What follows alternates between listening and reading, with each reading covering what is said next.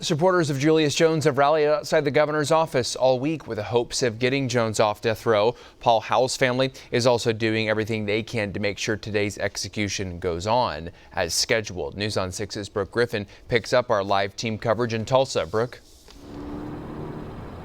Well, the emotions have been running high as both sides say that they are fighting for justice in this case. And the supporters of Julius Jones argue his innocence and say that the evidence against him just simply doesn't line up.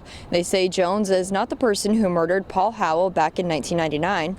They are asking Governor Stitt to spare his life. And J.B. Williams is a lifelong friend of Julius Jones, and he says that Jones deserves to get a second chance at life.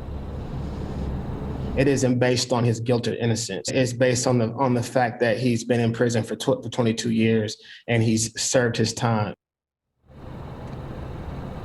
Howell's family and friends say that they deserve justice after living in fear for years that Jones could one day be released and hurt someone else. The Howell family met with the governor last week to make their case.